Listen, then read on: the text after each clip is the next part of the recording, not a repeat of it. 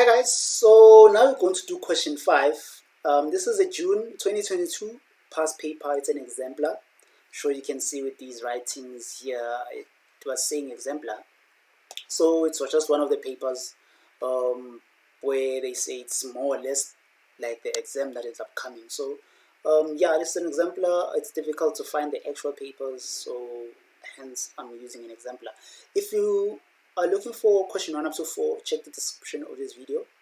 You'll find all the questions for this specific paper, 1 up to 4, and also 6 up to the last question 7, right? You'll find everything in this description. Even the link for this specific video, it's in this description. I literally put everything there.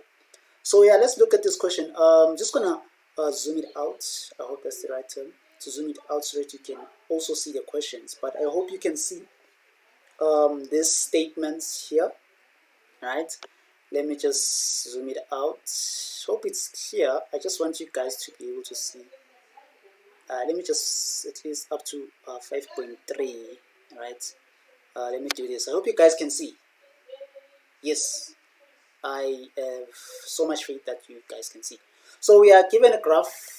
F of x is equals to this here, and we're told that a is not equals to 0, and we're given g of x, right? And we're told it's drawn below, and point D, which is a common point for both, basically is point D somewhere here, and then F has x-intercepts at minus, so these are the x-intercepts that they're talking about of the graph of F, and G intercepts the graph of F at point D. Yes, they touch each other here, right? So let's go down to this question, 5.1. For which values of x is f of x less than, I hope it's just less than 0, right? Because when I zoom and unzoom, a lot of things happen. Oh, it's less than or equals to, you see, I knew that something is not right. So yeah, it's f of x is less than or equals to 0. So it's f of x less than or equals to 0. So what does that mean? When you talk of f of x, we're talking of y. Y is less than or equals to 0. Let me just put it in that sense. What are the x values when y is less than or equals to 0? Where is y less than or equals to 0? Here y is negative 1. So meaning from this point, I'm just going to say from this point going downwards, y is less than 0. Y is less than 0. It's negative. That's what it means. So they're asking you, what are the x values when y is less than 0? Or less than or equals to 0? You're going to use your x-intercepts. This point here and this point here. You're going to use them to interpret that. You're going to say when x lies between minus 3 and 2, our y values are less than or equal to 0. That's how we do it. Please get it now, because people struggle to get it in grade 12. Literally the same thing, I'm telling you. So yeah, that's how we solve it. Basically that. Then now we go to 5.2. Determine the values of a, b, c. So we're literally determining this equation of f, right? How do we do it? I mean, you have the x-intercepts here, so you're going to use this equation, by the way. F of x is equals to a into x minus x1. Why? Because you have x-intercept, x minus x2. Your x-intercept is this one here and this one here. So I'm going to substitute the first one, which is x being equals to minus 3.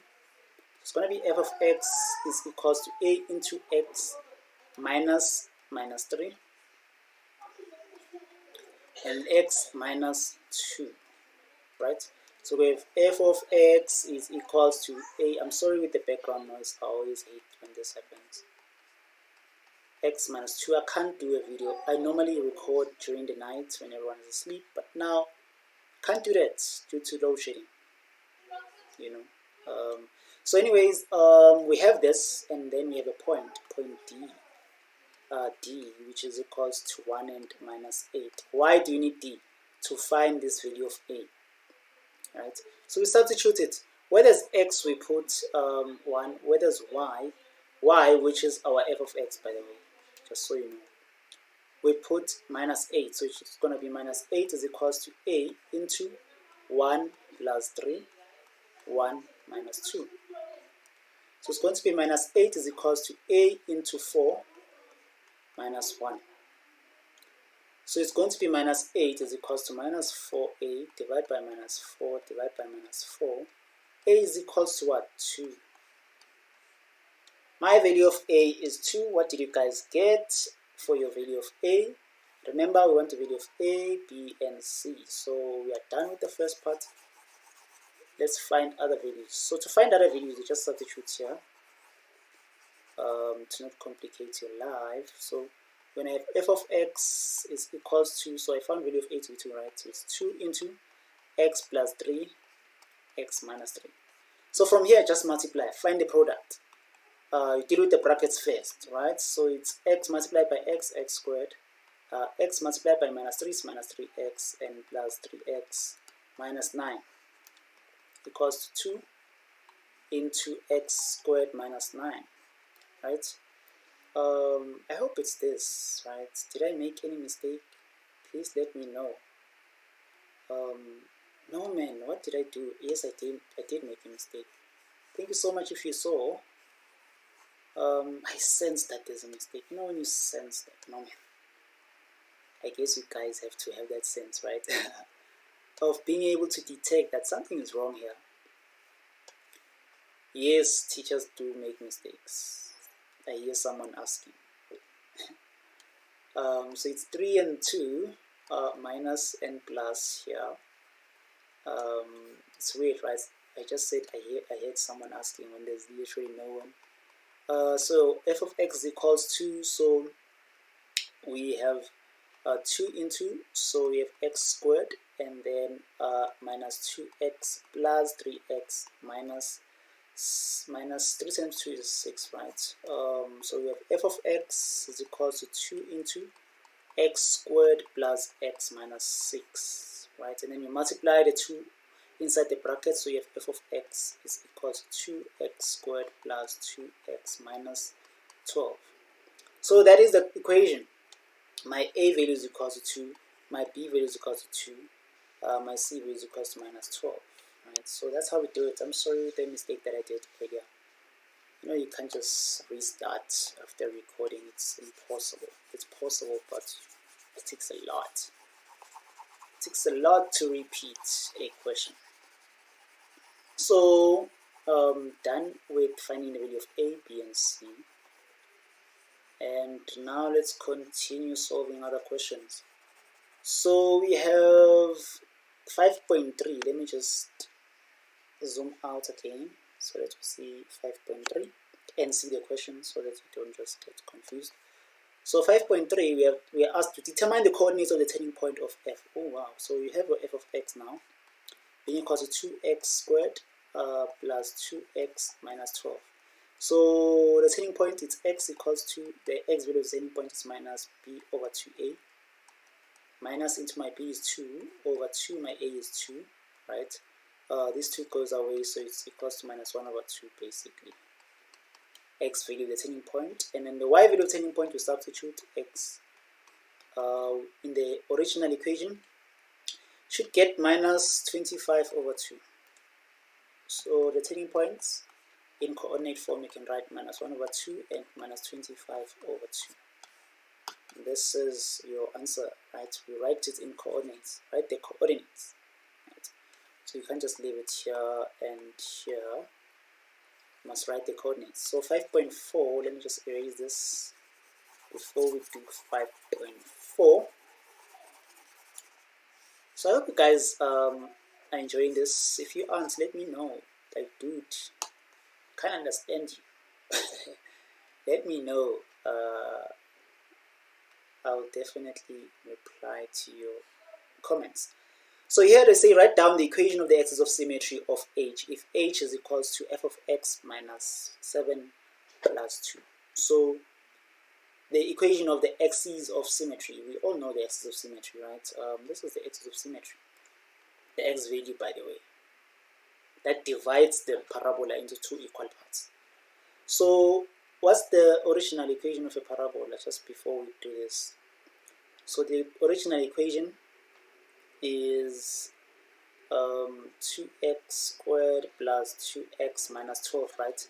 And then we found the turning points. X value of the turning point, we found it to be minus 1 over 2. Y value of the turning point, we found it to be minus 25 over 2. So to write down f in terms of the turning point, we say 2 into x plus 1 over 2 squared minus 25 over 2, right? And then now, we are told that h of x is equal to f of x minus 7 plus 2. So this x minus 7, we're going to write it here. So it's h of x is equal to 2 into x minus 7 plus 1 over 2 all squared minus 25 over 2 plus 2, right? This one here. So you have written h of x, right? Which, if you write it properly,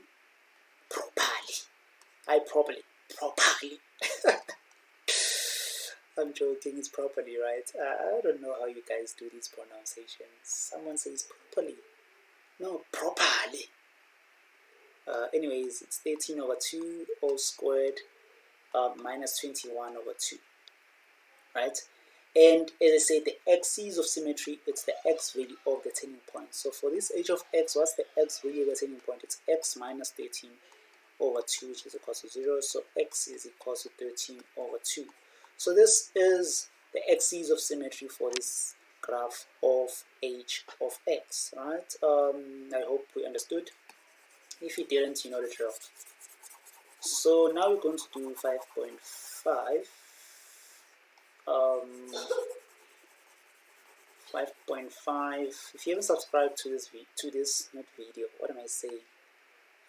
channel, please do subscribe. I mean, as you can see, I'm trying to get to 1,000 subscribers. Ooh, how happy would I be? I would be happy. I would buy myself chips or something. I don't know. I'll be happy. Anyways, please do subscribe. I would appreciate it. So now 5.5 says determine the equation of a line Q. Let me just zoom this so that you guys can see the question. Determine the equation of line Q, which is perpendicular to G, passing through the point in the form of y is equal to mx plus c. Okay, this question wants us to, okay, they're saying determine the equation of line Q. So we're having a line Q that's moving. It's perpendicular to G. That's what they're saying. Passing through this point of minus 2. So it's perpendicular to G. What is G? G is a straight line, right? If it's perpendicular, which means, let's say it goes like this. Just making an example. This is line Q.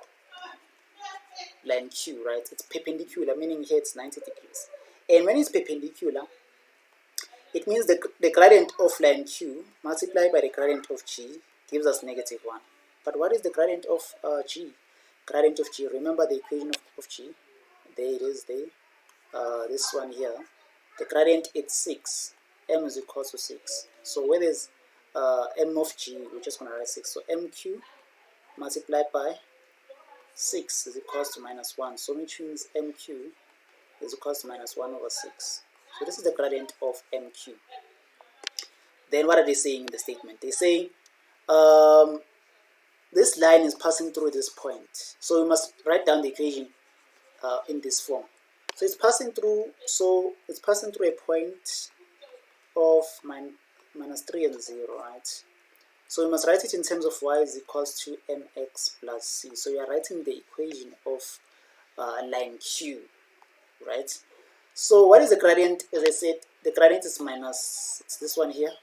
So you're just going to write y is equals to minus 1 over 6x plus c. We substitute this point. It's passing through this point. So where there's y, you put 0. So it's 0 here is equals to -1 over 6 into my x is -3. So it's -3 here, so it's plus c, right?